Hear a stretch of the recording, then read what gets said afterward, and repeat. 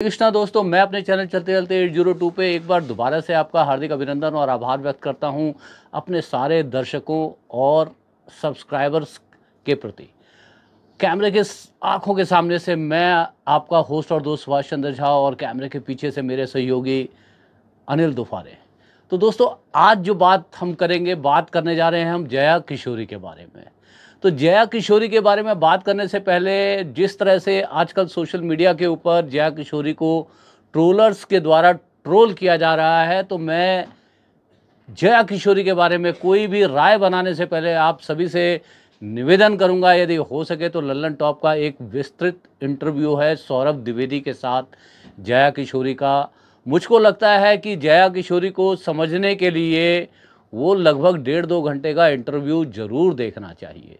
जया किशोरी ने कभी दावा नहीं किया कि वो कोई साधु संत हैं, साध्वी हैं, या किसी भी तरह का जो आध्यात्मिक जैसे स्थिति होती है, जैसे लोग वेश ले लेते हैं, जैसे अनिरुद्धाचार्य जो है धर्माचार्य कहलाते हैं, उसी तरह से बहुत सारे तथाकथित जग्गी वासुदेव, श्री श्री रविशंकर और बहुत सारे उपदेशक हैं। तो दोस्तों, यदि जया किशोरी को समझना हो तो जया किशोरी पूरी तरह से उस इंटरव्यू में बताती हैं कि वो एक कथावाचक हैं और कथावाचक के तौर पे उनकी पीआर टीम भी है। कलकत्ता की रहने वाली जया किशोरी, जिनका सरनेम है शर्मा, जया शर्मा। तो उस इंटरव्यू में वो ये भी बताती है कि जया शर्मा किस तरह से जया किशोरी बन जाती है और जया किशोरी बनने के क्या फ़ायदे हैं, क्या नुकसान है, वो सारी चीज़ें वो बताती हैं। और वो बहुत पहले ही उस इंटरव्यू में, लल्लन टॉप के इंटरव्यू में सौरभ द्विवेदी को बता चुकी हैं कि वो कोई साध्वी नहीं है और इस तरह का कोई वो क्लेम नहीं करती। वो एक साधारण लड़की हैं और नवयौवना है, स्मार्ट है, सुंदर है, अच्छा बोलती हैं। ईश्वर ने जो उनको कला दी है बोलने की, मोटिवेशनल स्पीकर हैं। तो दोस्तों, आप हमें जो है बताइए, यदि कोई व्यक्ति अच्छा बोलता है, अच्छा जो है कहता है और उसके कहने से लोग उनको सुनते हैं, उनको फॉलो करते हैं, उनको पसंद करते हैं, तो इसमें कौन सी बुरी बात है। तो उसी तरह से जया किशोरी जो है एक बाय प्रोफेशन कथावाचक है और कथावाचक बनने के लिए जो उन्होंने मेहनत की है, उस मेहनत के बारे में उस लल्लन टॉप के इंटरव्यू में बड़े विस्तार से उन्होंने जो है बताया है। और दोस्तों, जब आप किसी खास प्रोफेशन में होते हैं तो उस प्रोफेशन की ड्रेस कोड भी होती है। तो इसलिए जया किशोरी जब प्रवचन करती हैं तो उनके खास किस्म के कपड़े होते हैं। नेचुरल सी बात है कि जिन श्रोताओं को वो संबोधित कर रही हैं उनके साथ उनका कनेक्शन बनना चाहिए। आप यदि बताइए कि कोई धर्म पुस्तकों पे आधारित, धर्म ग्रंथों पर आधारित कोई यदि प्रवचन कर रहा है, तो क्या वो जीन्स और टी शर्ट में बैठ करके प्रवचन करे तो क्या उसका अपने श्रोताओं के साथ कनेक्शन बन पाएगा? आप भी कहेंगे बिल्कुल समझ में ही नहीं आता कि एक जीन्स और टॉप पहनकर कोई व्यक्ति या कोई महिला धर्म का प्रवचन यदि मतलब कर रही हो तो वो बात नहीं आएगी। कॉर्पोरेट सेक्टर का मोटिवेशनल स्पीकर तो चलेगा और वो लोग करते भी हैं। तो सबसे पहले तो जया किशोरी कोई साध्वी नहीं है और उनकी कोई आध्यात्मिक स्थिति नहीं है और ये प्रवचन देना उनका जो है व्यवसाय है और उसके लिए उन्होंने बहुत जी तोड़ मेहनत की है। और जब यदि आप उस इंटरव्यू को सुनेंगे तब आपको समझ में आएगा कि इतना आसान नहीं होता है जया शर्मा से जया किशोरी बन जाना।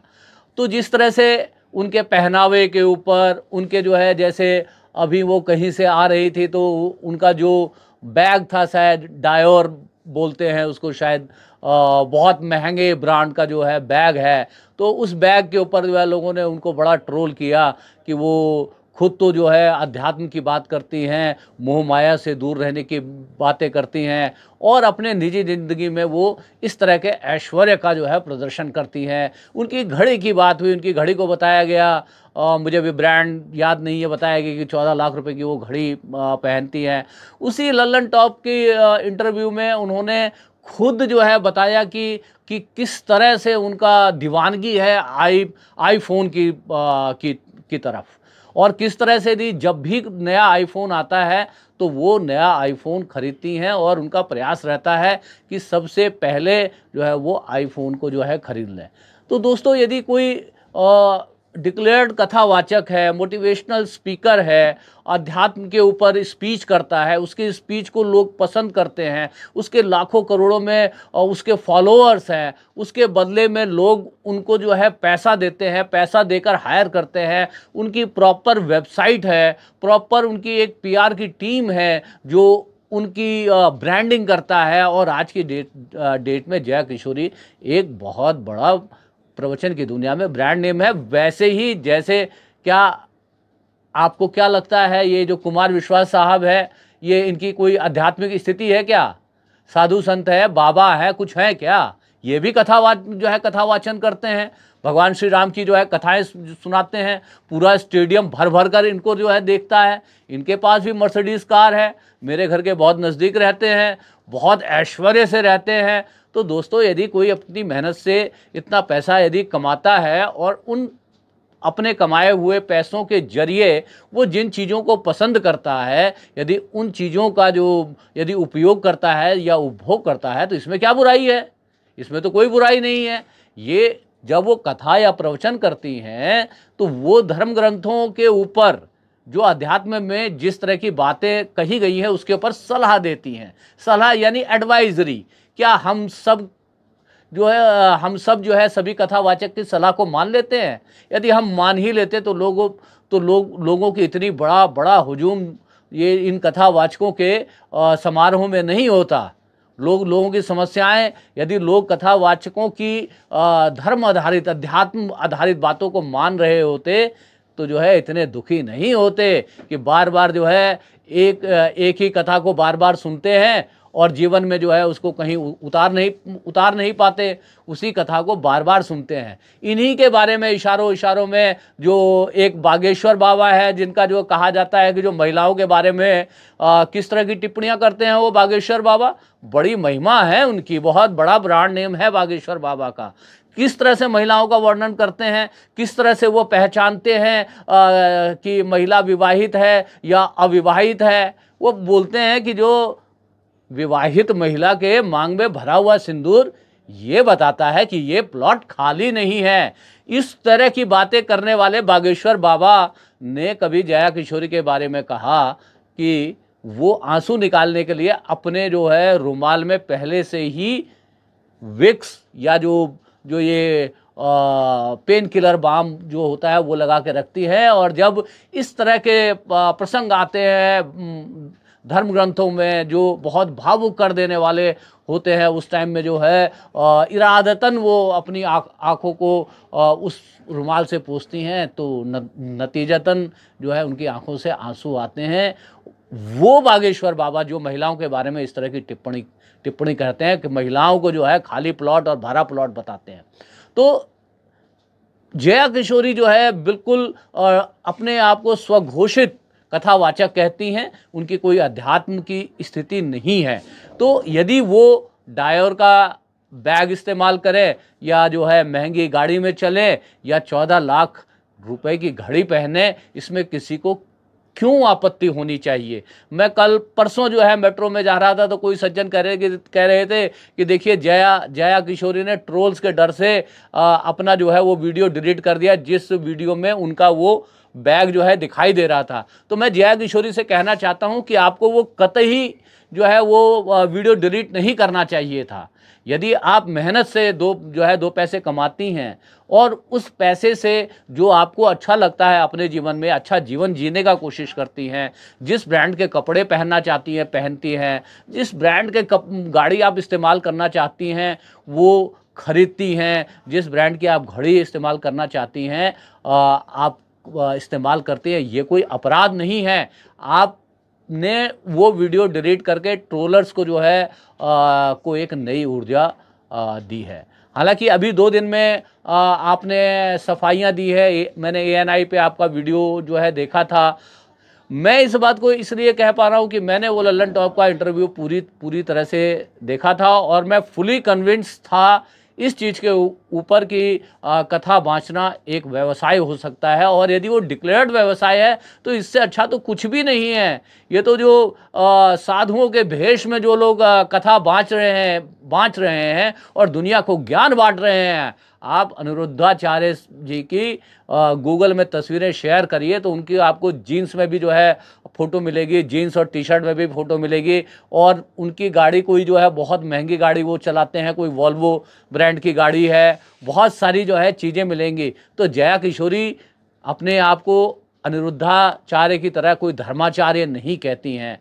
तो जया किशोरी जी, आपको किसी भी तरह का जो है गिल्ट लेने की ज़रूरत नहीं है, और आप जो है बहुत अच्छे पेशे में हैं और बहुत अच्छे से कर रही हैं, और आप बहुत अच्छे से बोलती हैं और लोगों का उससे जुड़ाव होता है। आप जया किशोरी किसी के जेब से पैसे नहीं निकाल लेती हैं, लोग उनको बुलाने के पैसे देते हैं, लोग उनकी बातों से प्रभावित होकर उनको पैसे देते हैं, वो किसी का पैसा लूट नहीं लेती हैं। और जहाँ तक वो धर्म ग्रंथों पर आधारित इन सब बातों को बोलती हैं, तो मैं भी कहता हूँ यदि आपको मेरी बात अच्छी लगे और आपको जो है आपको मेरी किसी बात से प्रेरणा मिलने लगे और आप मेरी प्रशंसा करने लगें, और कल जो है मैं इसी को अपना पेशा बना लूं, अपनी अच्छी अच्छी बातों को कहने का, और जिससे जो है लोग प्रभावित होते हों, जिनसे लोगों को जो है प्रेरणा मिलती हो, तो मैं भी जो है कल कथावाचक हो सकता हूं।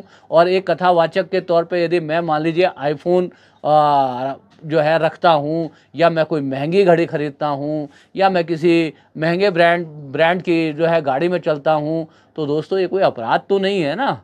मेहनत से कमाया गया पैसा है, और उस पैसे का जो है पूरा जया किशोरी इनकम टैक्स चुकाती हैं। सभी तरह के जो भी टैक्स उनके ऊपर बनते हैं वो जो है चुकाती हैं। तो जया किशोरी को ट्रोल करने वालों से मैं ये कहना चाहता हूँ कि वो जो मोह माया और इन सब की बातें जो है कहते हैं, वो कौन सा जीवन में दुख क्या है, हमसे सुन लीजिए। आप हमें भी एक कथावाचक मान लीजिए। मैं आपको बताता हूँ कि जीवन का दुख क्या है। यदि आपकी हैसियत नहीं है कि आप BMW जो है खरीदना चाहते हैं, और आपकी हैसियत नहीं है और आप नहीं खरीद सकते, तो ये आपके जीवन का दुख है। और आपके जीवन का सुख क्या है? यदि आप एक एल्टो गाड़ी खरीदने का सामर्थ्य रखते हैं और आप एक एल्टो गाड़ी खरीद लेते हैं, तो ये जीवन का सुख है। तो अपनी क्षमताओं को पहचान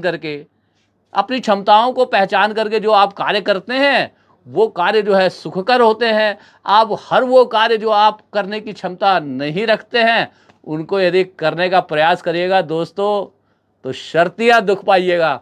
तो ये सब हमारे धर्म ग्रंथों में कहा गया है, और आप इसको पढ़ करके भी मान सकते हैं। मगर क्या आप मानते हैं? जया किशोरी वही सब जो है स्टडी करती हैं, उन्हीं सब बातों को स्टडी करके अपने जो अच्छे तरीके से बोलती हैं, लोग उनको सुनते हैं, लोग लाखों की संख्या में उनको फॉलो करते हैं। भगवान ने उनको अच्छी सूरत दी है, भगवान ने उनको अच्छे बोल दिए हैं, भगवान ने उनको अच्छी आवाज़ दी है, तो वो गाना भी गा लेती हैं। और चूंकि उनका जो है अब इस विषय के ऊपर पकड़ हो गई है, तो वो एक मोटिवेशनल स्पीकर भी है। कॉर्पोरेट सेक्टर में भी लोग उनको मोटिवेशनल स्पीकर के तौर पे बुलाते हैं, तो इसमें क्या प्रॉब्लम है? और ज़रूरी नहीं कि जो लोग सार्वजनिक जीवन में जैसे हों वैसे ही अपने व्यक्तिगत जीवन में हों। यदि आपको पता करना हो तो एक बिंद्रा साहब हैं, कॉर्पोरेट मोटिवेशनल स्पीकर हैं, उनके ज़रा जीवन को पता करिए कि जो वो कॉर्पोरेट सेक्टर में जाकर के जो मोटिवेशनल जो स्पीच देते हैं, और उनकी अपनी पत्नी जो है उनके ऊपर जो है प्रताड़ना का आरोप लगाती हैं, बहुत चर्चा में आए थे। तो दोस्तों ये कोई ज़रूरी नहीं है कि जो सार्वजनिक जीवन में आदमी जो है वही जो है अपने व्यक्तिगत जीवन में हो। तो जया किशोरी का पक्ष रखा आज मैंने एक पक्षकार के रूप में, क्योंकि दोस्तों मैं हमेशा से कहता रहा हूँ कि मैं पत्रकार रही हूँ, मुझे जो है जया किशोरी का पक्ष बड़ा मजबूत लगा। तो आज का जो है जो पक्ष मैंने जो एक पक्षकार के रूप में रखा, वो जया किशोरी का था। और जया किशोरी उम्र में मेरी बेटी के बराबर होंगी, तो मैं कहता हूँ कि जया किशोरी आपको किसी भी तरह की जो है परेशान होने की ज़रूरत नहीं है। बिंदास जो आप कर रही हैं बहुत अच्छा कर रही हैं, और जीवन में ऐसे ही आगे बढ़ते रहिए। और इन ट्रोल्स को मैंने पहले भी कहा था कि ट्रोल्स की बातों का कभी जवाब नहीं देना चाहिए। ट्रोल्स यही चाहते हैं कि आप उनकी बातों का जवाब दो और फंस जाओ। ट्रोल्स को इग्नोर करो, ट्रोल्स को ब्लॉक करो। यही दिवाली का मैसेज है अपने सभी सब्सक्राइबर्स को। दीपावली, धनतेरस और भैया दूज की जो है हार्दिक शुभकामनाएं देते हुए आज इस वीडियो को यहीं पर समापन करने जा रहा हूं। और बहुत बहुत आशीर्वाद जय किशोरी को कि यूं ही जीवन में आगे बढ़ते रहिए, तरक्की करते रहिए। इन लोगों से डरने की ज़रूरत नहीं है, इन लोगों के आगे झुकने की ज़रूरत नहीं है, और ना ही इनको मुंह लगाने की ज़रूरत है। तो दोस्तों, आप सभी का दिन शुभ हो। इसी के साथ हरे कृष्णा।